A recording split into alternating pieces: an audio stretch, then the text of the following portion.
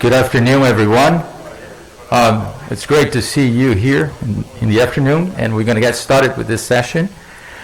First, by having Dr. Ko presenting, or has a keynote for the session, and he's going to be talking about the targeting biofilms on surfaces from nano to microbiotics. Dr. Ko, please. I know you drink the water, but It was a marathon, to get this set up. So, great.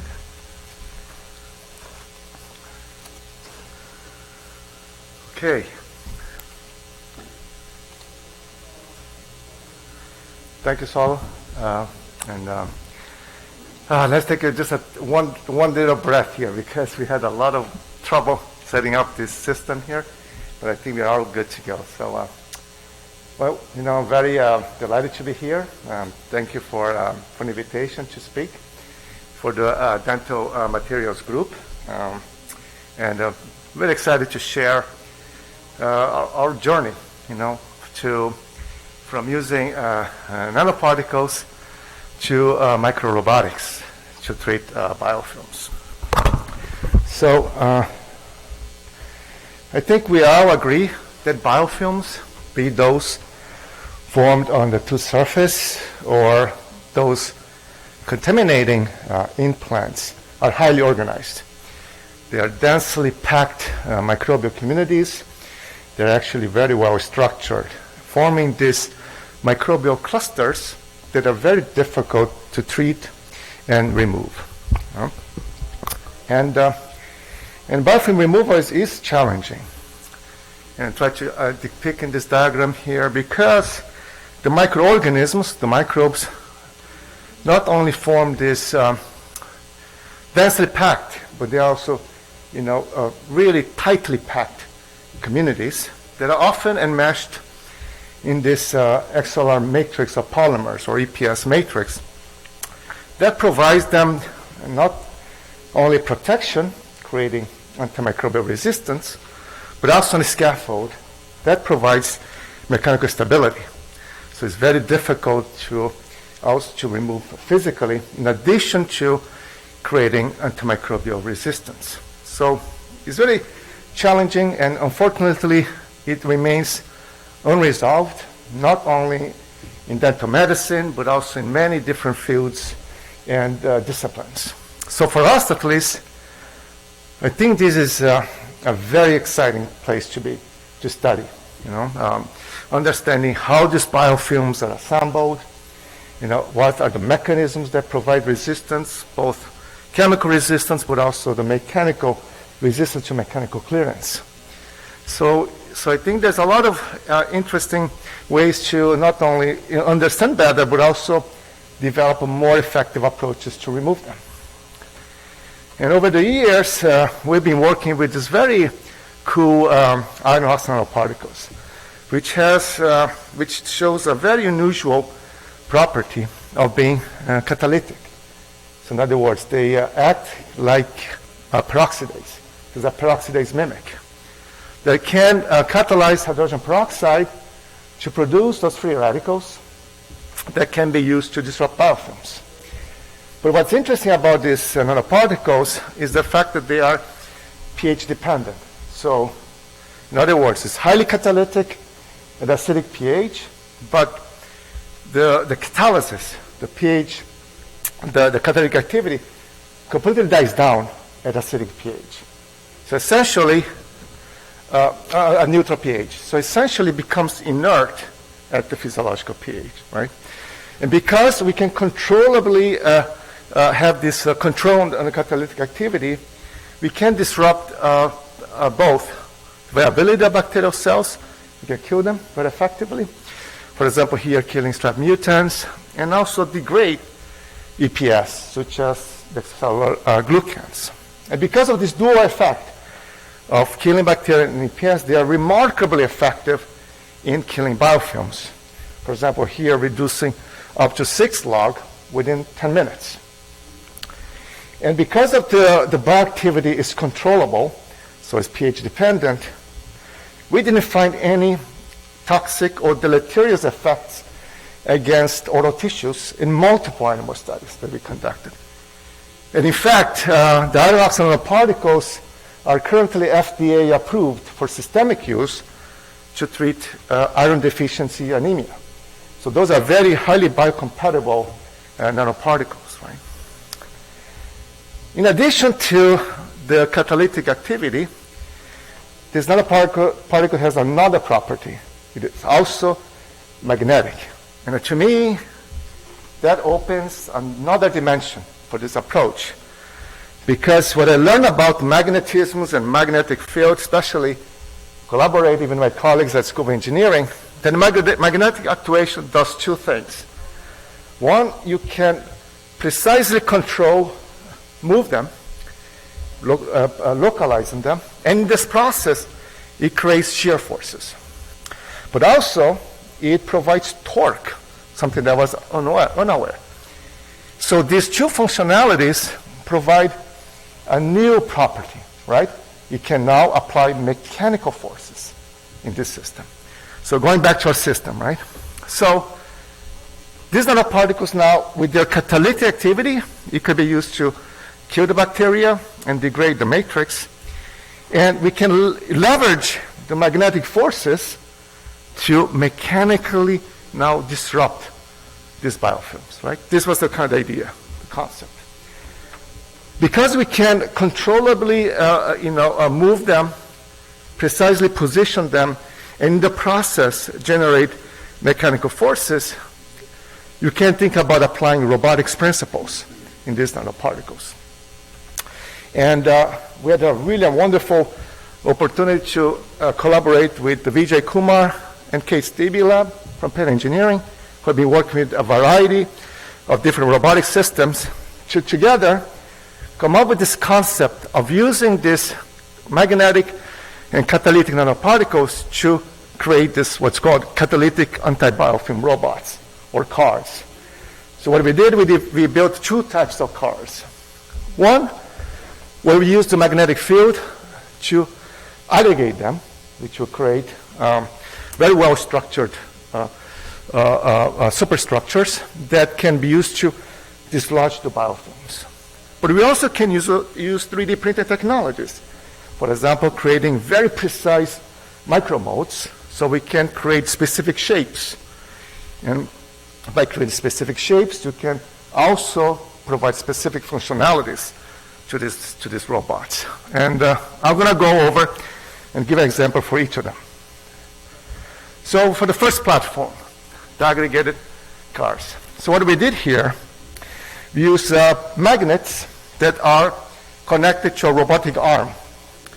So what it does, when you turn on the magnetic field, it will aggregate these nanoparticles, right?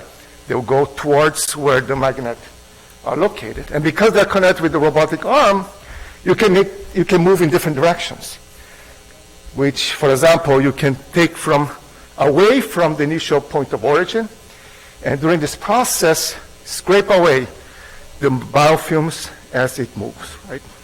So this gives a lot of flexibility because now you can program these robotic arms to make specific motions, right? For example, here we create a circular motion. So in this process, what it does, the robots, they scrape the biofilm and scrape and wipe up clean, actually. They are very effective in cleaning the surface, right? And they're not, and because you can control the movement, you can be very precise because you can come up with different trajectories. For example, we can program these robots to work circular movements, or it can make them going squares or triangles, right? So can we move biofilms almost with like a surgical precision? So it can be very precise in terms of removing these biofilms. It's not only precise, but it's also very effective. Remember, these nanoparticles are catalytic, right? So they're killing and degrade the biofilm as it moves, right? So what we did, we tried to culture those areas that were cleaned by these robots, and we couldn't detect a single viable cell. So the surface was essentially sterile after we have treated them with these catalytic antimicrobial robots.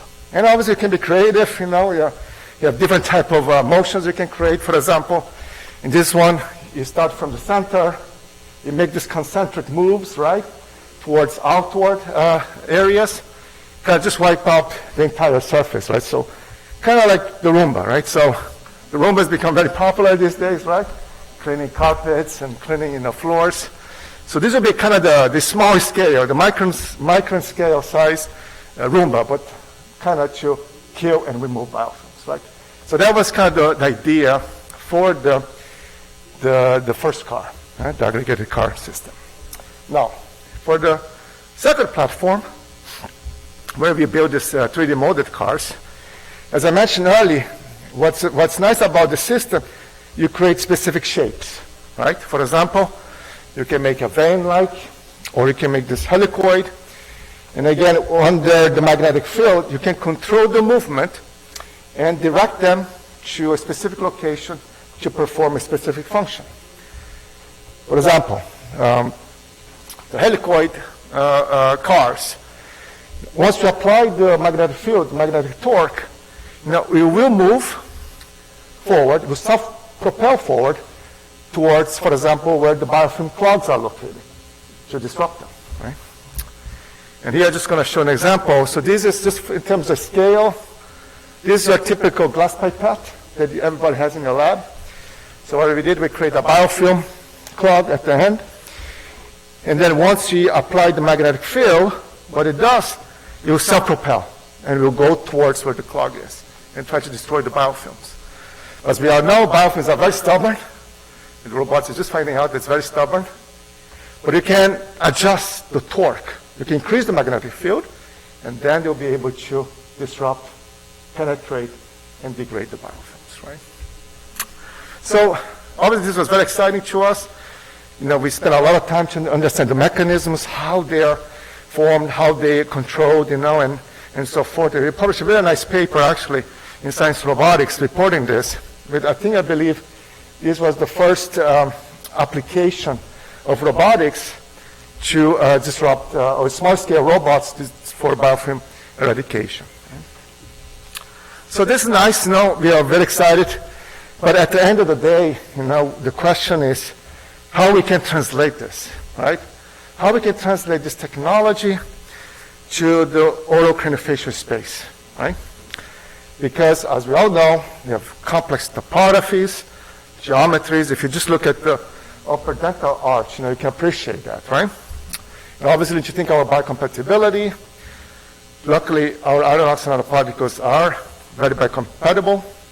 And you have, of course, a mix of hard and soft tissues.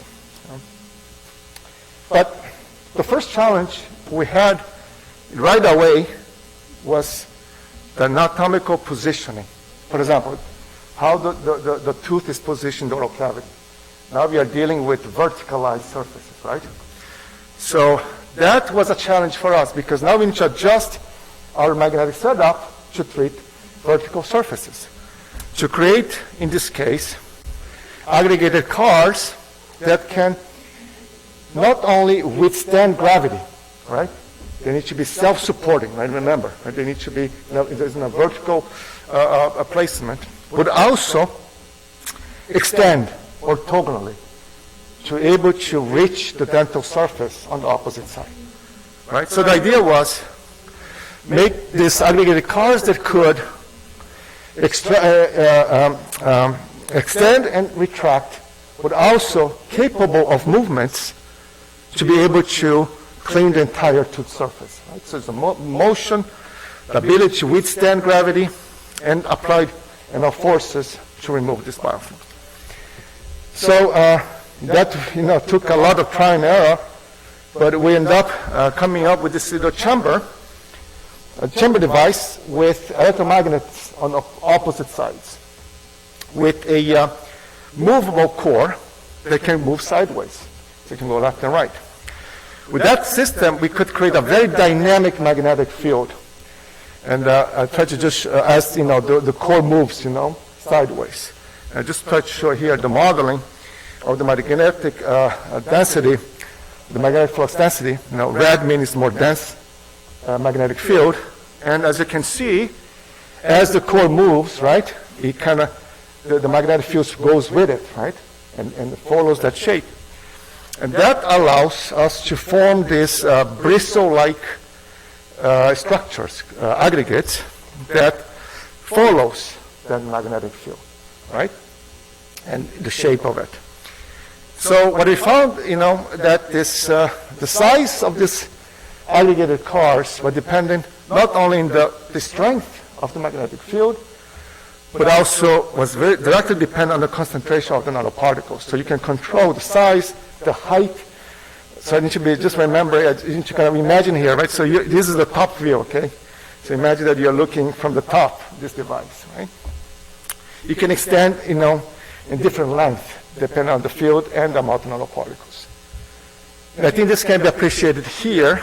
So again, I just want to imagine you're looking from the top of this device, right? And this is so as we turn on the magnets, they start to form this almost like a dome, or somebody told me from my lab, almost like an urchin, like a sea urchin, right? And as you turn on, this bristles start to develop. You can control the magnetic force, and then actually can extend quite a great length. So it can go up to centimeter long. So it can go essentially from a submillimeter up to a centimeter long. So that was exciting for us, because that tells us that we'll be able to reach the dental surface, right, on the opposite side. So what we did next was exactly that. So what we did now, we placed a section of the human tooth, right? A section of human tooth. Actually, we use a curved surface, because we want to see how this translation of this structure interacts with the dental surface, right? So when we analyzed the dynamics, what we found was very interesting. So these structures actually, as they move, it adjusts the height of the bristles, right? So especially as they move across the entire curvature of the enamel surface. And that was great, because that shows that it can have a full contact to the surface. And that's important, because a bigger area of contact will allow a better interaction with the biofilms forming that surface, and will allow us to have a better chance to disrupt these biofilms that are formed on the tooth surface. Right? But we are happy about this. But before moving this into testing the system, we want to be a little bit more ambitious. So we want to go beyond smooth surfaces, right? Especially because you see this adjustment of the height and adjusting the length of these bristles. So we decided to test against more complex topographies, right? So here, just to kind of have an idea, these are like topographies with repeated circle patterns, repeated squares, and repeated triangles, right? So what we found is this amazing ability of these bristles to adapt to different topographies.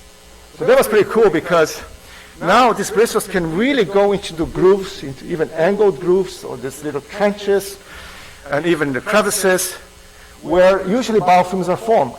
So really, giving the ability to remove biofilms on those difficult to reach surfaces, right? So this was very exciting, and showed that, the possibility of this surface topography adaptation. And in addition, as it conforms to different topographies, it also assumes different shapes, numerous shapes. So here just showing 6 examples of the different shapes that the bristles assume when they start to conform to the topography. Right? So these are really not the regular car, right? These are a little more sophisticated cars, right? So these are cars that have the ability to adapt to the surface topography and reshape them as well. So we just call it car ST, right? ST is a surface topography adapter. So you can really tune these cars, in terms of adapting to different topographies and also changing their shapes. Right? So here I just want to show how quick this process is, right? As soon as you turn on the magnetic field, they just go whoop right to the surface, right? So what I did here, I asked the group, to make this really slow motion video of their assembling and disassembling, just to show that these bristles are really self-supporting.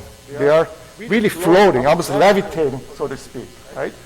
And you can see here beautifully how they, as soon as you turn off the magnet, they really fall on the bottom of the vessel, right? They're really beautifully structured, as you can see there. So what's nice about this system is that the core is fully programmable, and you can create many different type of motions. So you have enormous degrees of freedom in terms of motion. You can go left and right, you can go up and down, and in this case here, we created a kind of circular motion, right? So you can go both, clockwise, counterclockwise, right?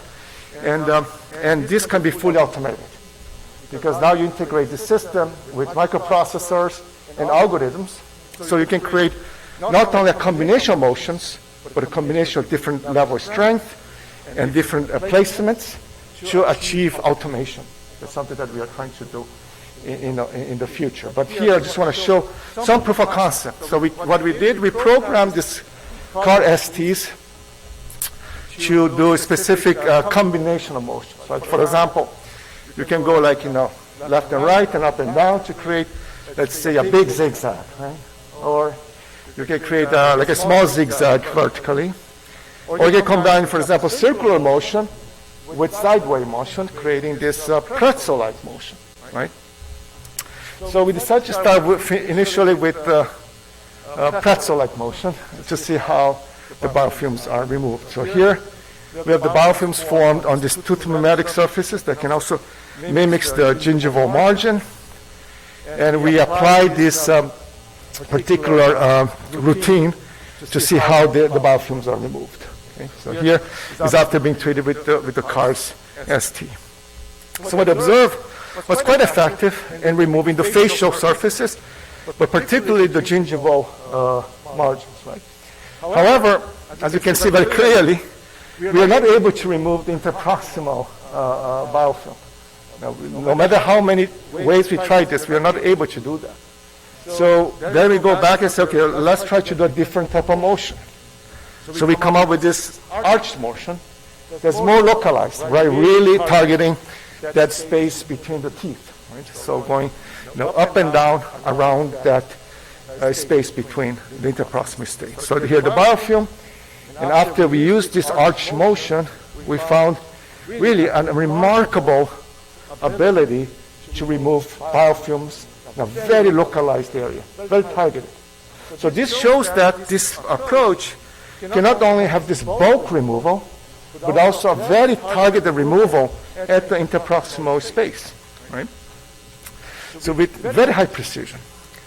And obviously, in our case, we just want to try, removing completely the biofilm. So what we did was a logical combination. So we used the pretzel motion with the arch motion, and we were able to achieve the full removal of the biofilms, both at the facial and also the interproximal surfaces, using this particular combination of motions. So I was hoping that I was able to show today, that these CARS ST is able to do both catalytic. Unfortunately, just because of time, I was not able to show the catalytic activity. But these bristles are catalytic, so they are producing free radicals that are killing bacteria and degrading the biofilms, right? But also, they are able to have this mechanical action with different motion, right? So in fact, what we have here is a mechanical treatment. So I think that's why this system is so effective in removing and disrupting the biofilms, right? And obviously, this can be fully automated, and that's the direction we are going.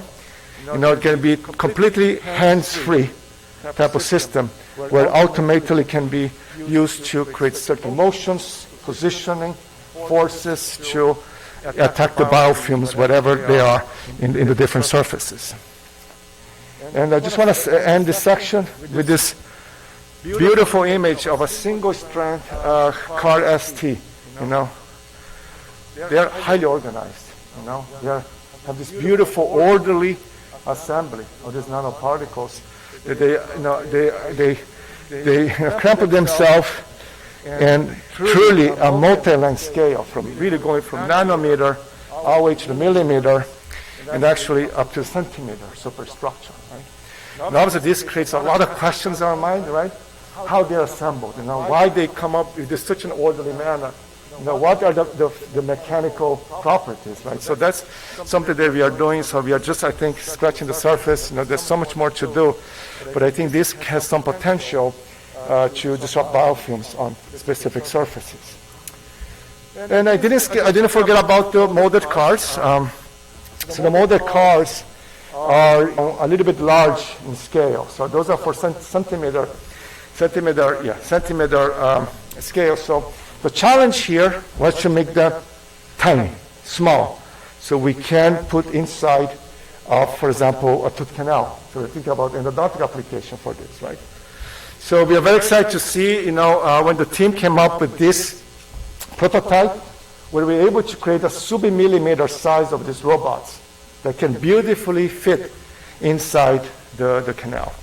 And more excitingly, when they apply the magnetic fields, we're able to control them inside the tooth canal with a remarkable precision. Moving from back and forth, so you can now imagine the potential applications, right?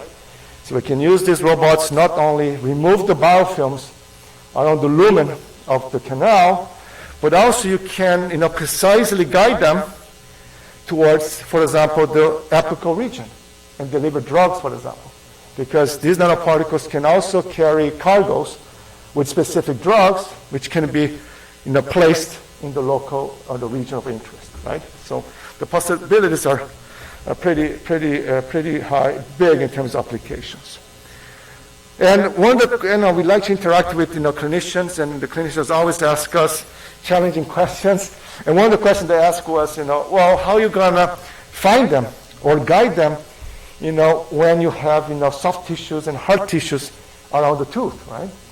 So our student, one of the trainees in our group, had this really great idea, Ala Babir, of including opacifiers into these robots.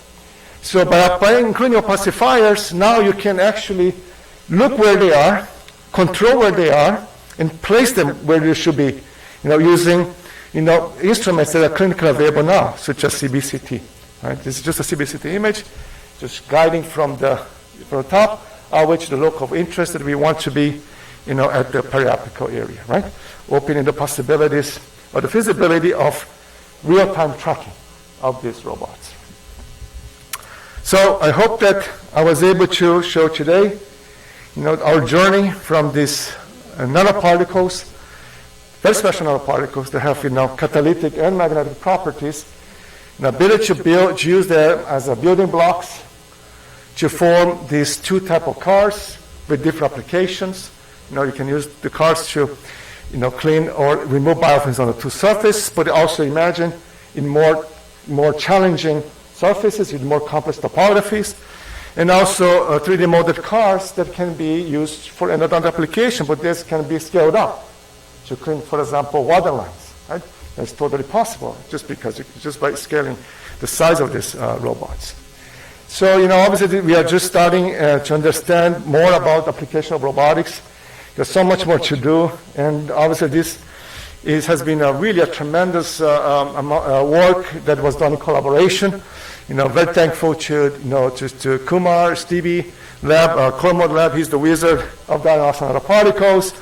We have an amazing group of dentists, scientists, engineers, microbiologists who are working together into this project. And obviously the NIH for their funding. And we're also working P&G to try to really make this technology really a practical device that can be used in the clinical day. All right? So thank you. I'm happy to answer any questions.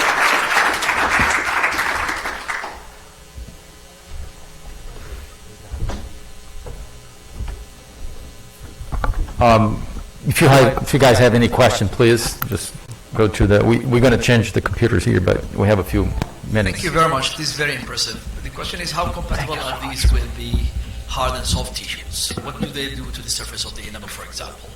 And what are they capable of removing? So in case in clinical scenarios, we read also. So if they're inner to the surface, how would they interact with dental calculus, for example?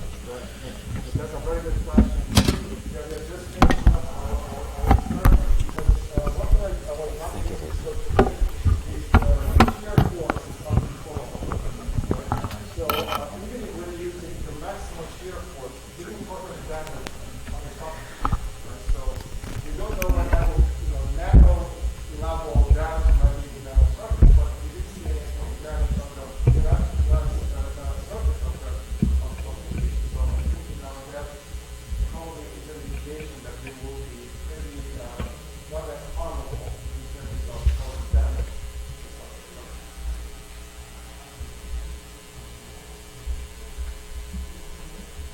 Michelle, beautiful presentation. So, a question for you. Do you see a difference in the way the particles pack depending upon the field and how quickly they're put together? Yeah, absolutely. I think it depends on the strength, depends on the position of the... Yeah, go ahead. Yeah, so thanks, Jack. That was a great question. I think it depends on the strength of the magnetic field, the type of magnets you're using, it will change. You can have different type of superstructures, right, in terms of how they are developing. But I mean, even the bristles, for example, even the thickness of the bristle will change just by manipulating the magnetic field. So it's very changeable, very tunable in that sense. Oh yeah, sure. And you use this on enamel, on tree or plain enamel. What about biocompatibility, sort of going more sort of brown, lithium, not silver? Right. The magnetic properties still. Yeah, we haven't tried any other dental materials per se, but that's something that we should definitely try and see what happens. Yeah, sure, absolutely. Yeah, I'll be more than happy to. Yeah, sure. So, can you put this in toothpaste and then apply the magnetic field, and will they still form the bristles? Oh yeah. When it's just like if you apply it on the tooth. Right. Top. Yeah, that's a great question. So obviously the viscosity of the solution will interfere with the formation of these robotic structures, right? So we are doing right now, actually, one of the experiments we are doing right now is how, if you change the viscosity of the solution, how that changes the structure. So that's another point, that Jack, that's important. It's not only the magnetic field, it also depends on the viscosity of the solution. So what happens if you have saliva in it, right? It changes the viscosity. It does change the dynamics of these structures. Yeah, very good question. Yes, go ahead. One question from the non-clinical side.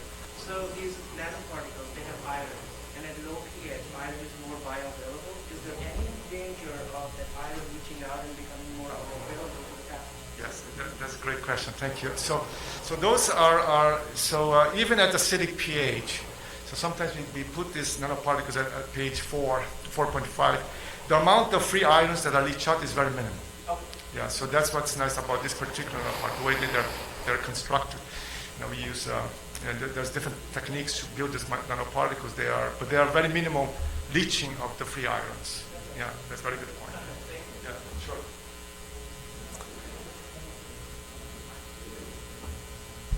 Two questions actually. One is related to the follow-up question. So you have iron in the picture, and you say it is not leaching, but is there any residue, specifically, let's say if we have margins, restricted margins for them to get deposited in those areas during the process? They're deposited someplace, they're deposited, right? Where are they going? Yeah. So because they are very controllable to magnetic force, we can actually recover them all, with the magnetic force. So you can almost like, almost like a vacuum. Yeah. So you can just by controlling the magnet, you can just get them back. I see. Very cool, I want them in my kitchen, actually. That sounds great.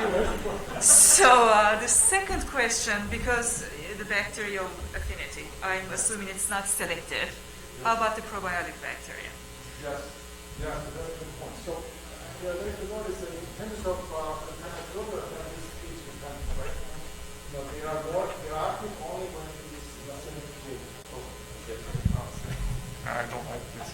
I hate to sing, so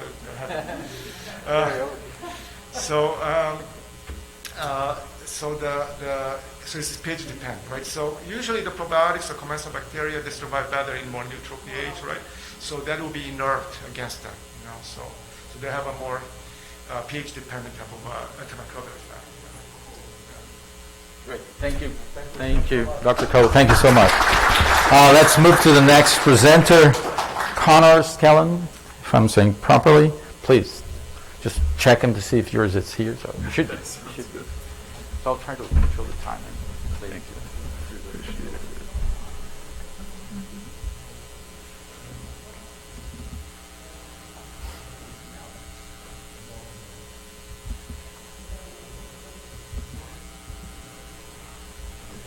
Awesome. Yep. All right.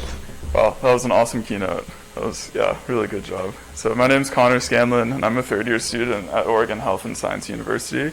And I had the pleasure of working with this team here on my project titled Effects of Resin Degree of Conversion on S. mutans Biofilm Formation. And I don't have any conflict of interest, but I do have a 3-month-old puppy named Goose who's featured here.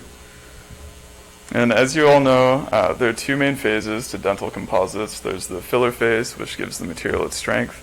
And then there's the matrix phase, which is comprised of organic monomers like TEG-DMA and bis-GMA that, when polymerized, hold the material together. And then composites are an awesome material, but they are susceptible to recurrent carries from bacterial biofilms. And then also the clinical degree of conversion of monomers in composites is greatly variable, from 40 to close to 80%. And then previous research shows that monomer leachates might have bactericidal effects on organisms in oral biofilms. And then other studies suggest that monomers like TEG-DMA might actually increase biofilm formation. So with all this in mind, our hypothesis was that monomers would leach from resins in a sufficient amount to have an effect on bacteria, and that effect would be dependent upon the amount of monomer leached, and therefore the degree of conversion. So to test this hypothesis, we used an unfilled resin formulation that was 50% by weight bis-GMA and 50% by weight TEG-DMA. Then we took this resin and poured it into these molds to make different discs that we variably cured from 59 to 79% for our 3 groups. And then we just conducted a bunch of experiments on our different cured discs. So the first experiment we conducted was measuring the minimum inhibitory concentration of the monomers on strep mutans biofilm growth, and we did this using a bioluminescence assay with luciferase tagged S. mutans. Then you incubated this bacteria with serial concentrations of TEG-DMA. We did this with bis-GMA as well, but unfortunately because it's such a high molecular weight monomer, it crashed out of the solution and didn't give us valid results. Then the next thing we did was determine the solubility of our variably cured discs, and we did this by soaking them in deuterated chloroform for 24 hours. And we used this as a solvent because it extracted the greatest amount of the unreacted monomers, and then also allowed us to look at the concentration of the monomers in NMR. And then we also soaked our discs in water, and then looked at the concentration of the TEG-DMA and bis-GMA in water using HPLC. And then the last thing we did was measure biofilm growth directly on our variably cured discs, and we did this using the luciferase tagged S. mutans, and then a luciferase or a luminescent plate reader. And then all statistical analysis was performed using one-way ANOVA and Tukey's range test. So this figure shows our MIC results, and that black line shows our control. So that shows the bacterial growth without any monomer added to the bacteria. And then as you can see, the MIC for TEG-DMA is somewhere between 2 and 0.2 millimolar concentration. And then at the lowest concentration of TEG-DMA, we actually had an increase in bacterial growth, which was kind of interesting. And then next, as expected, the least cured discs had the greatest percent of mass loss, and they were the most soluble in the chloroform solution. And then when we actually look at the concentration of the different monomers in the chloroform, we see that there's significantly more TEG-DMA and bis-GMA for the undercured discs compared to the more cured discs. And then also for the 24-hour time point in the chloroform, we see that the concentration of the TEG-DMA is greater than the minimum inhibitory concentration of 0.2 to 2.0 millimolar. And then when we ran that same experiment looking at the concentration of TEG DMA in water, we see that after 24 hours soaking in water, the undercured discs released, so the 59% cured discs released significantly more TEG DMA than the more cured discs.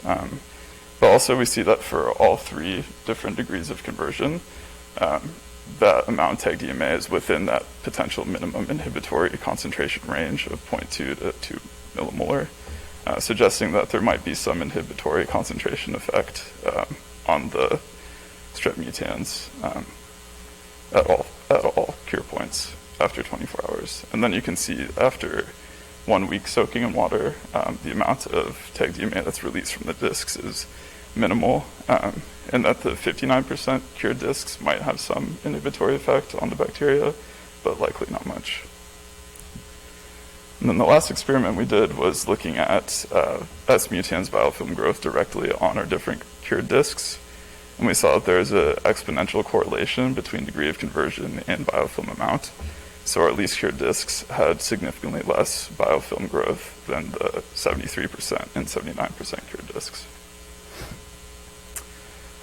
So the conclusions from the study, we found that a decreased degree of conversion led to increased monomer leaching.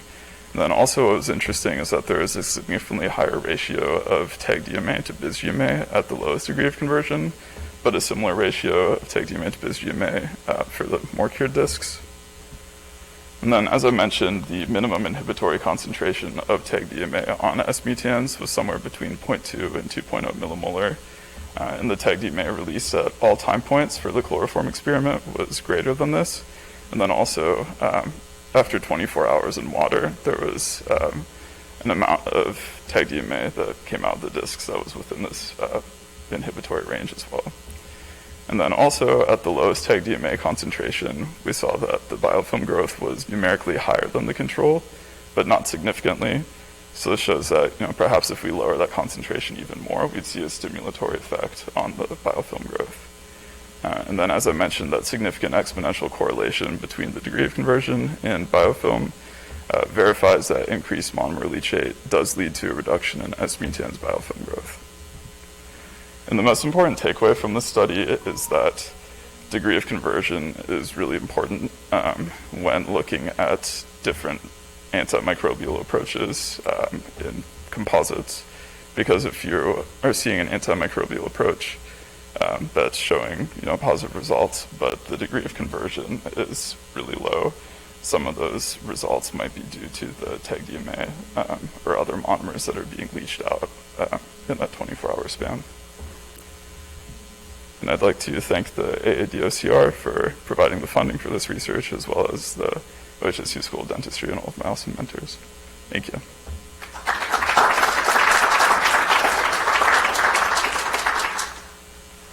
Any questions? Great. A quick question. Yeah. So, do you know if the surface of the material changes?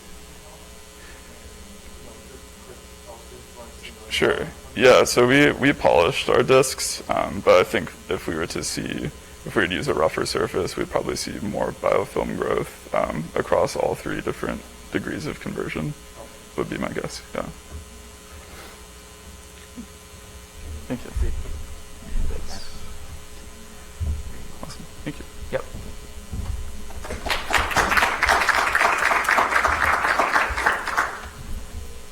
You next. Thank you, sir. Check if it's in there.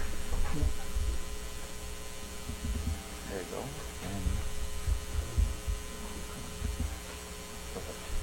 Okay. Good afternoon, ladies and gentlemen. Thank you, Mr. Chairman. It's great to be back in person, although I do miss the poster session and the exhibits. Anyway, I'm here to present or read the paper performed by the Dr. Jane's group, students, Ms. Khan, Ms. Park, Dr. Kao, who provided the material to us and also supported us with the grant, so this is a conflict of interest. And I'm Dan Chen from the Department of Restorative Dentistry. The title of our research is Efficacy of Zinc Perotheon as a Novel Antibacterial Coating Agent. And you will see why we are so interested in this particular material. I'm sure all of you in here have been in contact with our material, CPT, one time or another. They are incorporated in a very common material, your hair shampoo, anti-dandruff stuff. So they have been in use in health industry for a long, long time, or cosmetic industry, and they have a very good track record of safety. And if I can read, my eyes are not getting any better, so I got to lean down. This is a chelating agent, and what happens is it's a center sink bounded to two sulfur and two oxygen molecules.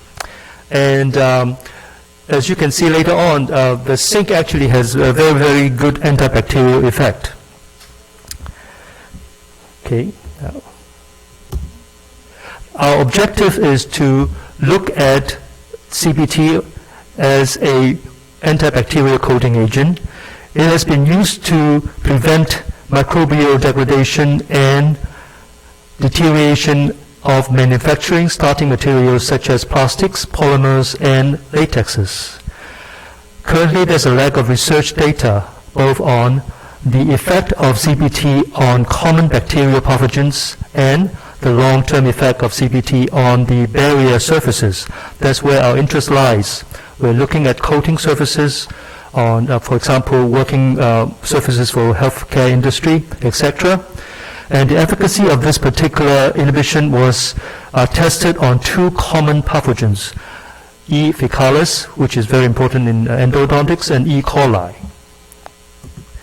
And so this is our concept. As you can see on the bottom, this is what we do every day in healthcare industry. We coat or we try to use it as a barrier on a plastic surface. Now, on the top side, the blue compound film, as you can see, is the one that we're testing. They have been incorporated with CPT material. And our hope is, because this is any more costly than what we use every day, this will be a globally safe, minimum side effective material.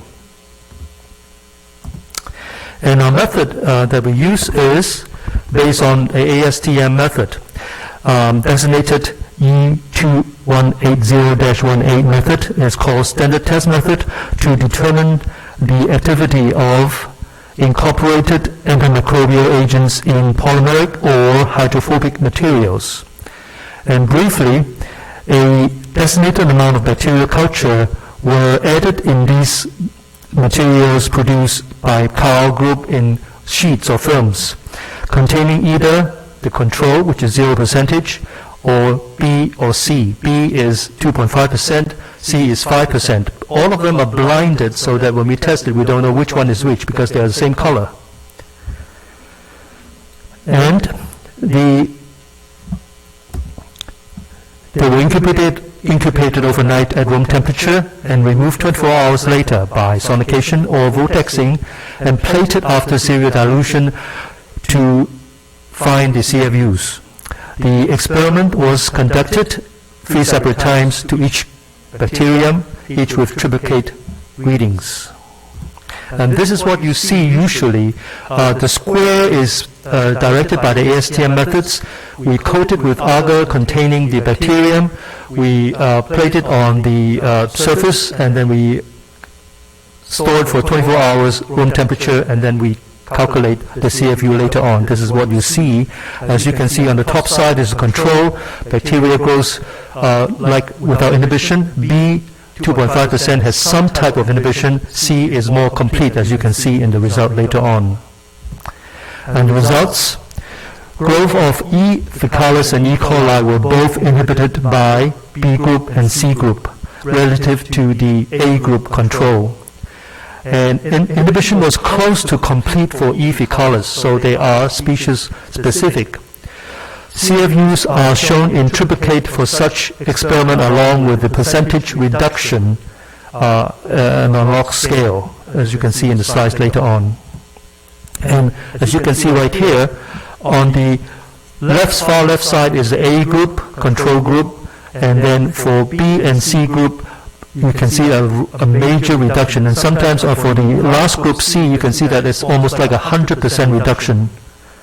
So this is E. faecalis, whereas the same result can be observed for E. coli, although not as prominent as the faecalis.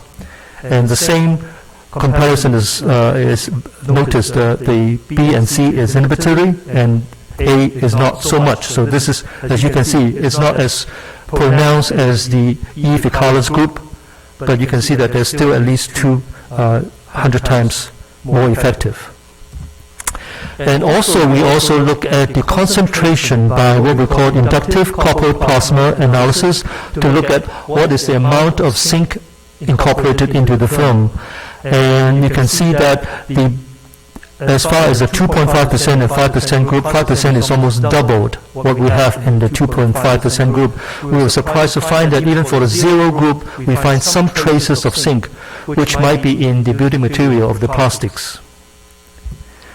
And we found that before our study, actually we did a lot of pilot studies looking at what we call diffusion studies, disk studies, and also we attempted to look at viral also, that supposedly this type of coating material really is increasing rapidly in the market. People are very interested in learning more about it, even before pandemic. So this particular finding is interesting to us because it will help us in changing from a clinical setting to what we call a public health setting. And our goal, just like Dr. Ku's group looking at metal, nanoparticles, etc., is that hopefully it will lessen the existence of resistance for metal, because they are supposedly, the bacteria or virus have no idea how to deal with the metal antibacterial effects. Now, based on what we learned from the fungal studies, we try to postulate the same for E. coli only. So this is our proposal, has not been done by our experiments. It's some of the mechanisms that might be possible for antibacterial effect. We're going to continue to study on that.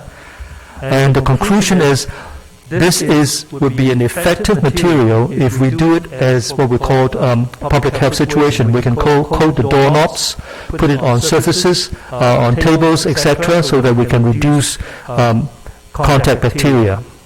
And the clinical significance is it can be used as a safe and effective antibacterial coating for ongoing reduction of infectivity. Now, our hope is now this COVID pandemic is going to go away, but we are sure that there will be a next one coming along. So, very simple and straightforward study. Thank you for your attention.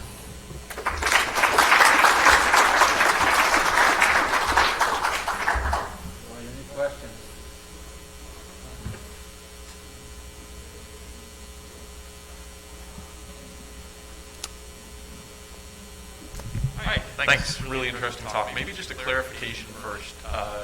So you were incubating your samples. Were those incubated wet, or was it just wet for the contact period? Wet for the contact period. So the plastic is actually on the agar, so it's not wet, just like you said. Okay. Yeah. So we extracted the bacteria and put them on the plate. Got it. Okay, that's perfect, because I was going to ask. Yeah. So it's wet versus dry, but obviously you've done it. Right. Situation. Thank you for your question. Yes. Thank you for the talk. Can you expand a little bit in the selection of bacteria? You mentioned about the faecalis, which is commonly found in root canal areas, but they're not really commonly found in other more associated areas with the restorative materials. It's the same with the E. coli. Thank you. Yes, it's kind of random. Around the time that we started the study, there was some concern about E. coli in yogurts in Washington area where we came from. So that was one of the areas that we were looking at. Of course, E. coli is there because of diarrhea and other things that are happening all the time. So those are the things that we hope if we put it on the surfaces, it will kill those type of bacteria that can cause public health concerns. Thank you. Thank you, Mr. Chairman. Yep.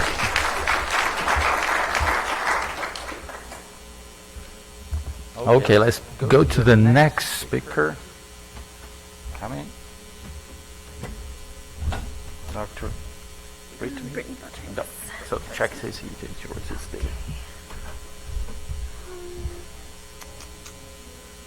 I don't. You download yours or upload it? I did upload it. You did? Yes, I did. I don't think it's. Let's see. What's this? No. That's not it either. I did upload it. You wanna? I have a flash drive. Do you have the flash drive? What if we just get the next presenter? Yeah, or we could do indicate- that. Well, I'm let's, so sorry about that. Oh, that's okay. So we're gonna move to the next presentation, and so we get time to Dr. Gutchen to work on it. So let me open my presentation and.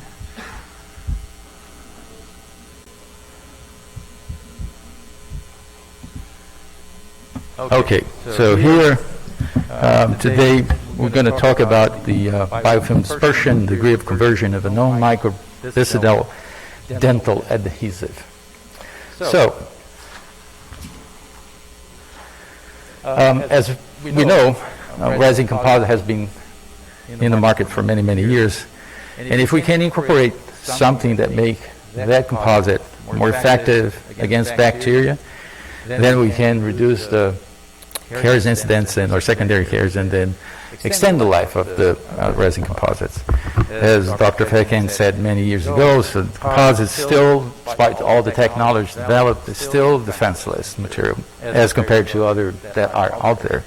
So it's important in all of us here somehow we're trying to get that incorporated or make the composite at least a little bit more defensive against the biofilm. But there hasn't been too much done to understand the biofilm inhibition or dispersion when there is an incorporation with a molecule or substance that is known microbicidal molecules. And I'm sorry for the microbicidal. I'm not saying if I'm saying that properly. It's not my field. Let's say I'll try to do my best.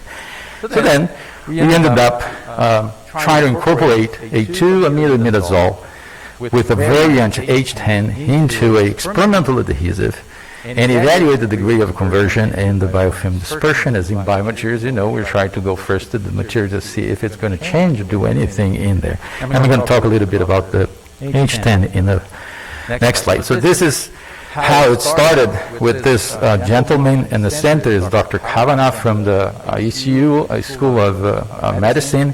And we had a talk once in the school. And he came to me and said, well, he saw what I had presented, and he said, well, I have something that might be interesting for you in the dental field. So besides all that he does with the 2A in his lab, he proposed that to go on the dental area as well. But the 2A, it comes from the marine sponges, the Agilis conifera, and Dr. Kavanagh with other friends, and they ended up developing or having this structure that is from the Agilis conifer. And the inspiration of that molecules, they ended up then creating a bank of more than 1,000 structural or AI molecules, imidazole-based analogs that could be used for potential action as a anti-fouling molecule. So those AI, they are nitrogen-dense marine alkaloid small molecules. So in that conversation, he said, then perhaps we could use those molecules to try to eradicate the biofilm in dental disease. I look at the eradicate and say, that's a very strong word. So I would say if we could control the biofilm and prevent caries disease, it would be already fantastic. So anyway, here's the structure of the molecule that he ended up evaluating and found to be the best one for acting as a biofouling, anti-biofouling molecule. And he utilized that in all the areas that he tries to evaluate the action. So the 2A moieties, which is the minimum core pharmacore for in the gelathins that minimize biofilm colonization is what the sponge has, and they naturally can prevent biofilm formation in the marine environment, which is very, very harsh.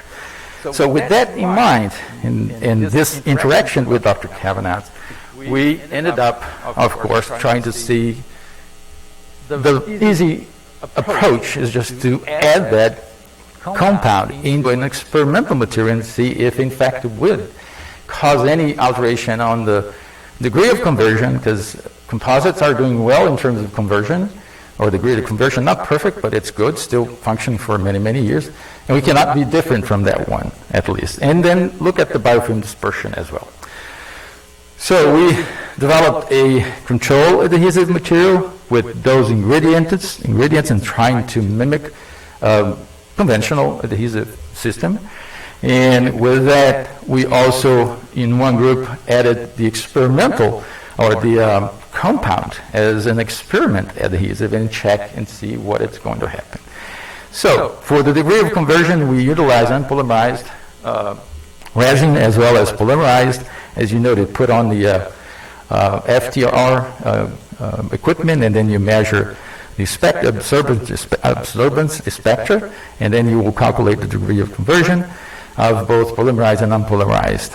And for the confocal scanning laser microscopy, we dropped 2 microliters of each adhesive system, and on the sterilized glass slide, light cured with 14 joules per centimeter square, then place it in the TSB media, and then evaluated that at 24 and 48 hours.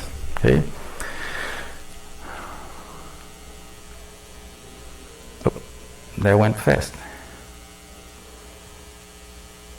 So as far as the degree of conversion, our data show that there was no influence of adding that compound to that experimental adhesive. And that was a good thing that we ended up getting, because yes, that wouldn't change the degree of conversion and also affect the mechanical properties. Actually, one of the collaborators here, he did already the mechanical test, and it is increasingly 3-fold some of the mechanical properties.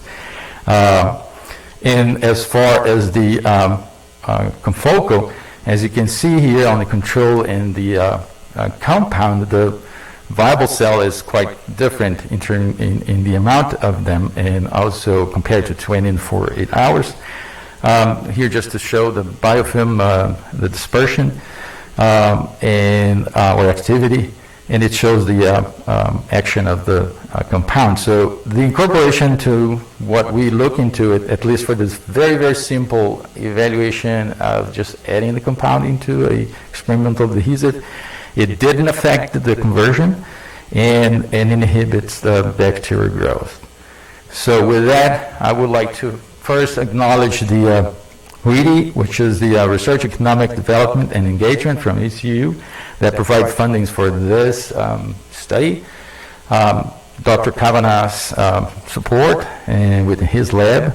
Dr. Murata and Gabriel is the one that is doing everything. I'm just trying to pass the message here as much as I can. And so he's a tremendous fellow and works nice and good. So with that, we're open to questions, or we can go to the next presenter and then have more time to the end and have questions for all the presenters. What you guys want to do? All right. Easy questions. Isabel. What is the effective period of antibacterial? This one? Well, at least for 48 hours, it was effective. So we should do longer time. Yes, we should do longer time.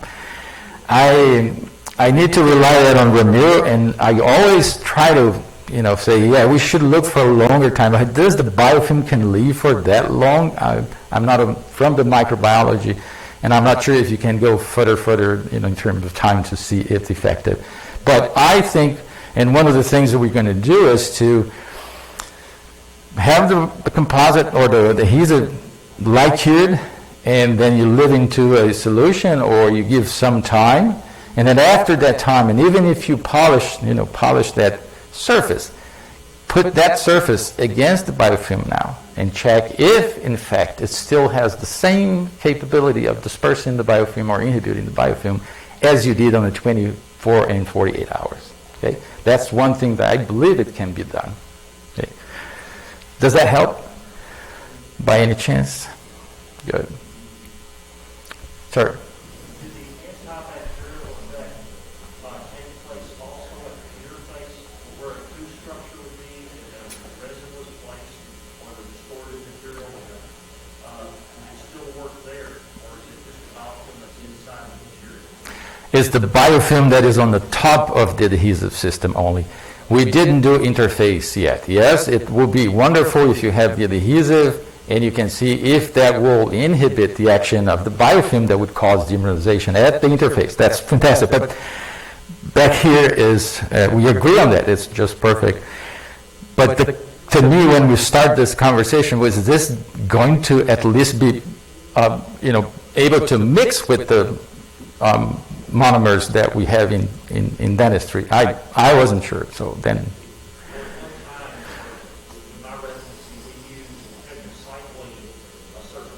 Mm-hmm. Clean the root surface for endotoxin. Okay. About, a bill printed and then restored with the attachment back. And I'm wondering if something along that line could do it to clean the surface prior to inhibit the bowel. Okay. Yeah. Good point. Good suggestion. Well, thank you so much. Sir. No, you're young. All right. If that's from the North Carolina, everybody can sir. All right. I just had a question about, you call it a non-microbicidal. Okay. Right? Mm-hmm. Do you have any indication that it isn't just killing the bacteria? Because it looks like it should behave a lot like a clot. It's just going to disrupt the cell membrane and the cellular components. Very good point. Yet I rely on what Dr. Kavanagh has done, that it says that it doesn't kill the bacteria. I should have presented it or the paper.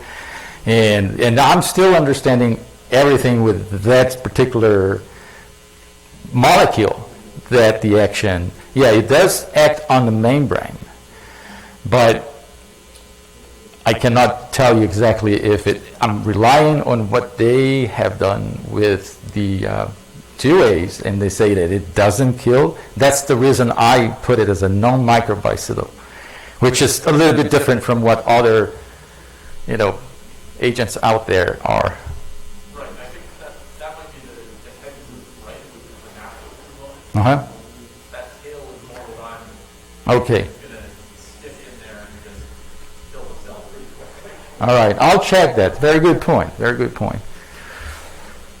Sibel, you're the next. Thank you so much. Thank you so much.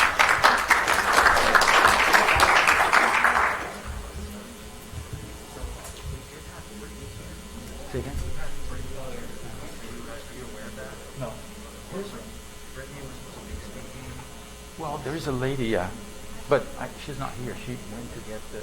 Are you guys? Did you guys? Oh, sorry. That's right. How do I check if it is? Oh, fantastic. Sorry. I thought about telling them that maybe the one for. Is this your phone? Yes, ma'am. Okay.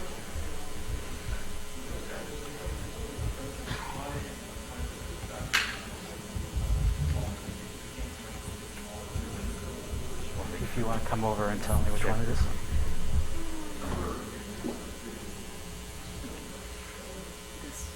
This one here. Just drag it over here. It's there.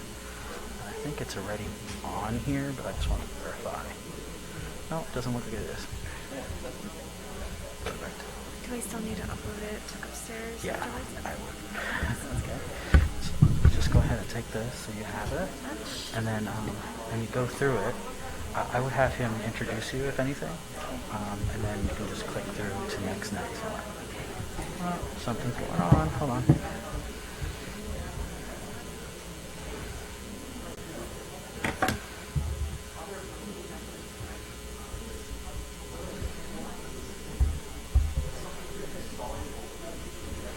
trying to close out everything so that there's no conflict here.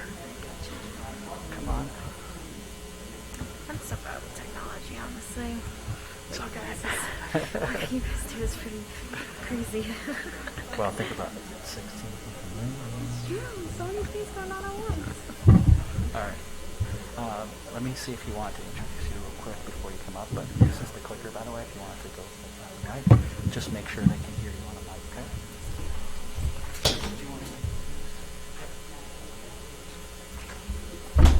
All right, back to work. So, Dr. Brittany Beltran, please, the floor is yours. And you can use this one as well to change the... I got it. Thank you so much. All right. Hello, everyone. Sorry about that confusion there.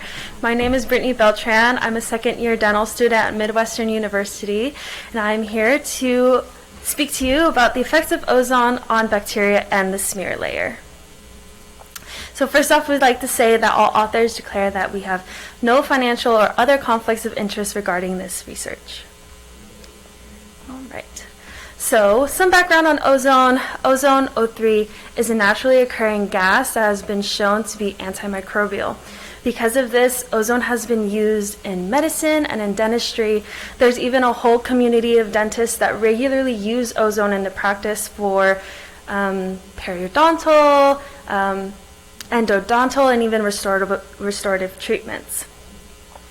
Now, the smear layer, as we know, is the dental debris that occludes dentinal tubules after cutting into a tooth. And after looking through many publications, there are some that state that ozone is capable of removing the smear layer.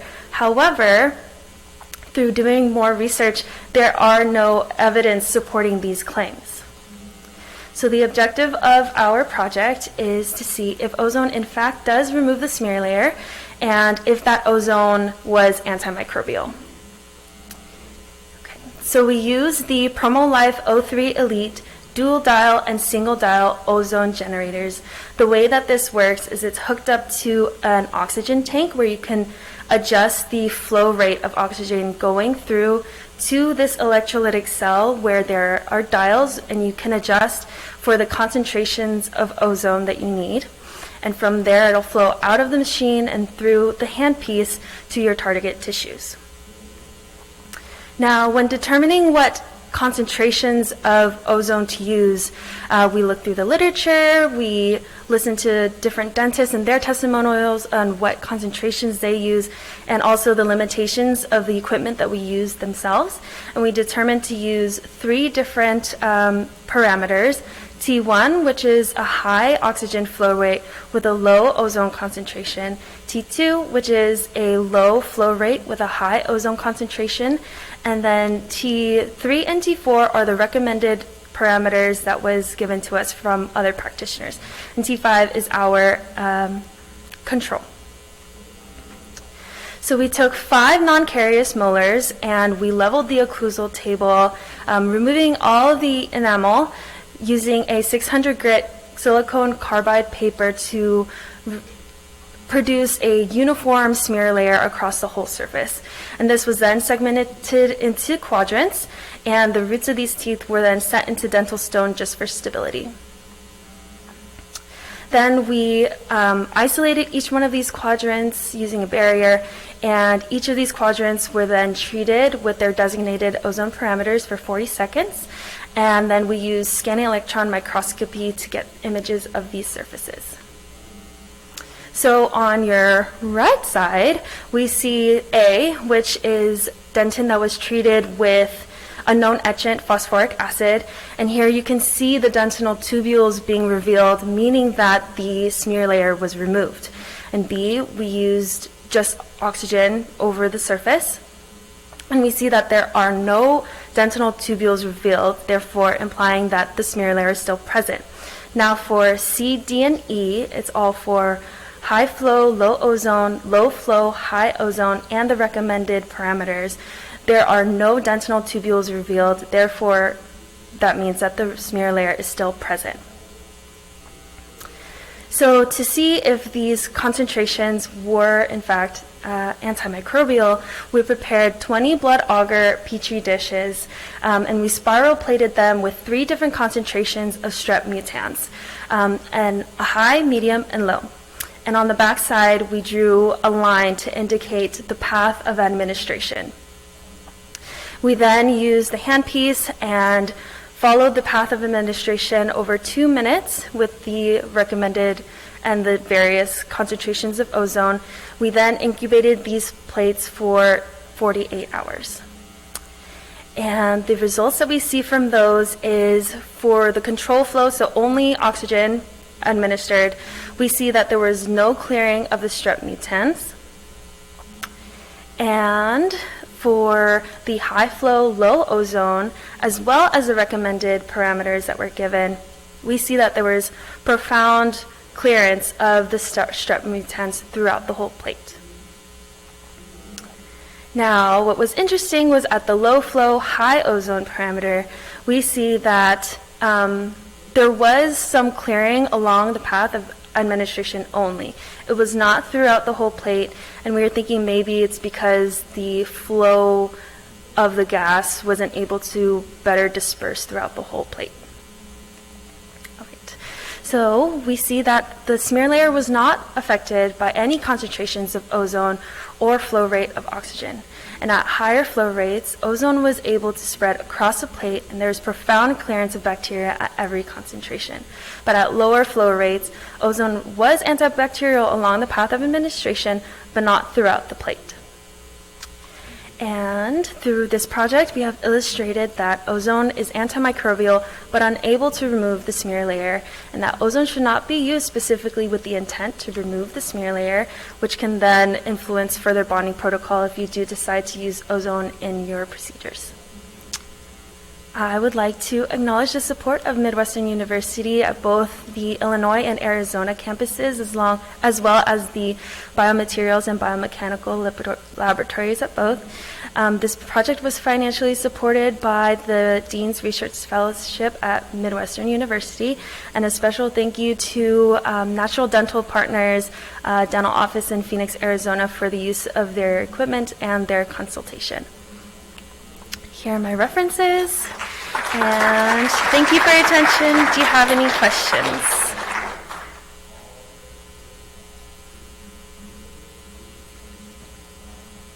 All right. Thank you so much, guys.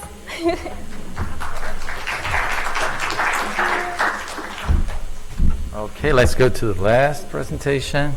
Dr. Sybil Antonsen, please. Let me close this. Please check and see if yours is there. And you can use the pointer. Where's mine? Where's mine? What is the, do you remember the name? Yeah, it was final, none of these. No. And I checked it if it was uploaded.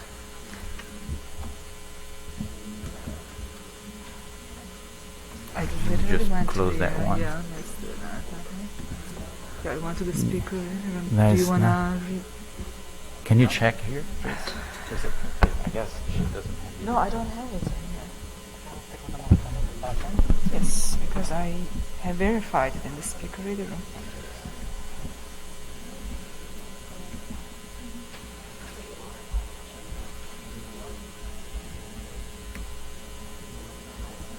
This mouse has been very tricky today. Oh, it is. For some reason, we don't know why, but we're pushing it up easy.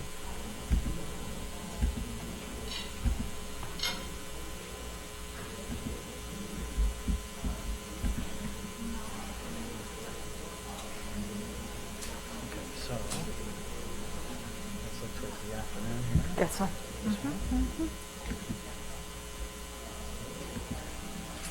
I'm glad you're here.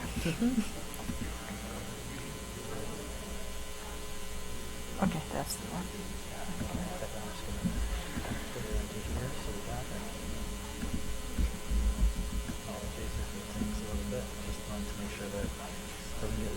Okay.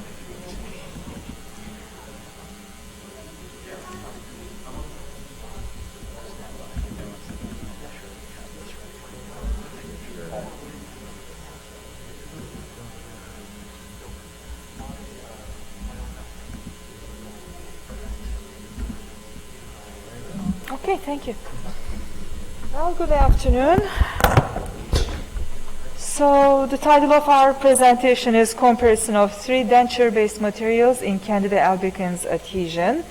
And I have the pleasure, or I had the pleasure to work with my colleagues, Drs. Haidari, Gonzalez, Ruiz, and Kawai. They have done the heavy lifting in microbiology components, which that's their specialty and not mine. So with that, the part of my specialty is being a prosthodontist and dental biomaterials background. We do have experienced quite a bit of denture stomatitis by way of having Candida albicans attachment. So our objective was to evaluate the correlation between the surface roughness and Candida albicans adhesion on 3 different denture-based materials. And our 3 denture-based materials happen to be one traditional heat-injected denture-based material, which is IVO-based high impact. The other one is a printed denture-based material, which is Lucitone digital print dentures by Dentsply. And then the third one is the milled denture-based material, which was Ivotion, again by Ivoclar Vivadent. And we had these denture-based materials further subdivided into 2 groups of polished and unpolished. And the polished groups obviously are representing the surfaces adjacent to the oral and buccal mucosa, and the unpolished surfaces are representing the surfaces adjacent to the palate. So initially we measured the roughness, and we used the profilometer on both polished and unpolished surfaces. And then in vitro Candida albicans adhesion assay was performed, and CFU were measured by the Candida albicans culture on agar plates. Candida albicans attachment to respective denture-based material was confirmed by the scanning electron microscopy. An association between roughness property and Candida albicans adhesion was evaluated. One-way ANOVA was performed to test the differences between the test groups. 2 keys pairwise comparisons was used for post-hoc test, and p-value less than 0.05 was considered statistically significant. In terms of preparation of denture-based samples, we had at least 3 samples from each denture-based subgroup were used in this section of the study. The specimens were disinfected using 70% ethanol and UV for 30 minutes and washed with sterile water prior to use in the adherence assay. Candida albicans were obtained from American type culture collection and cultured in SDB at 37 degrees Celsius for 48 hours. The Candida albicans harvested in the mid-low growth phase tubes were resuspended in PBS. Synergy H1 plate reader was used at an optical density OD 600 to adjust the concentration of Candida albicans in PBS. And in terms of the Candida albicans adherence assay, the denture-based specimens with or without polishing were pre-incubated in artificial saliva containing mucin for 1 hour. 3 specimens from each group were inoculated with 1 ml of Candida albicans and incubated for 3 hours at 37 degrees Celsius. 1 specimen from each group was selected as a negative control without the addition of the Candida albicans. After incubation, the specimens were washed with PBS to remove the non-adherent Candida albicans cells. The Candida albicans cells attached on the denture base were slowly dislodged from the surfaces by scraping with a cell scraper for 30 seconds. The specimens were washed and transferred to the new plates containing 1 ml of sterile PBS. The specimens were brushed with an electrical toothbrush for 1 minute to remove the deeply attached Candida albicans cells. 1 microliter of brushed Candida albicans suspension were cultured on Mueller-Hinton 2 agar plates, and for each sample 3 agar plates were cultured. Agar plates were then incubated at 37 degrees for 48 hours. The number of colonies on each agar plate were counted and expressed as colony-forming units. Now, this image shows the representation of the Candida albicans CFU in different groups. The top group are representing the polished, and the bottom are the non-polished denture base. And Lucitone, this was the printed group. Ivotion, this is the milled group. And Ivo-base is the heat-injected group. And you can probably visibly see the CFUs in these plates. And then we did the scanning electron microscope analysis of Candida albicans. Inoculated surfaces were created at 3000x, both for polished and unpolished surfaces of each denture-based materials. Polished Lucitone specimens presented higher roughness compared to polished Ivotion and Ivo-base. No statistically significant differences in roughness between polished Ivotion and Ivo-base was found. I forgot to read on the previous slide that we polished every single specimen following the same methodology and materials. And unpolished Ivo-base specimens presented significantly higher roughness in comparison with unpolished Ivotion and Lucitone, and this is a function of the processing methodology because it was pressed against a rough surface to represent the topography of the palette, whereas obviously the milled specimen, the final surface is representing the approximately medium grid size milling burr, and the printed one has that linear microstructure. And statistically significant differences in CFU values were found between Lucitone and Ivotion and Lucitone and Ivo-base on polished surfaces. And you can appreciate it from this chart, and these bars, what you see is standard error. Unpolished Ivo-based specimens presented significantly higher roughness in comparison with unpolished Ivotion and Lucitone. Polished Lucitone specimens presented higher roughness compared to polished Ivotion and Ivo-base. No statistically significant difference in roughness between polished Ivotion and Ivo-base was found. Am I going backwards? I am. I'm sorry.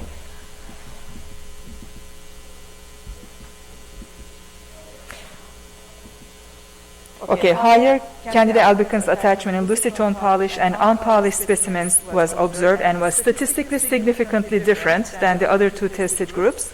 Unpolished specimens presented statistically significant higher Candida albicans attachment than the polished specimens. There is a weak correlation between roughness and Candida adhesion. And if we look at the SEM analysis, the images, again, you can see the Candida albicans attachment on Lucitone polished and unpolished specimens. Likewise, again, Ivotion polished and unpolished, and Ivo-base polished and unpolished. And you can see the topography on the unpolished specimens that, again, Ivo-base is representing the palatal surface. Ivotion has just milled the function of the grid size of the milling burr, and the Lucitone has that, again, function of the printing methodology with those linear topography. In conclusion, Ivotion resulted with the lowest Candida albicans attachment on both polished and unpolished surfaces compared to the heat-injected and 3D printed denture-based materials. This result could be attributed to the high density of the prepolymerized material in opposed to the 3D printed denture-based material that presumably contains more porosities. And we appreciate this support from Nova Southeastern University Health Professions Division Student Research Grant, as well as Ivoclar Vivadent Research Grant. And that concludes my presentation.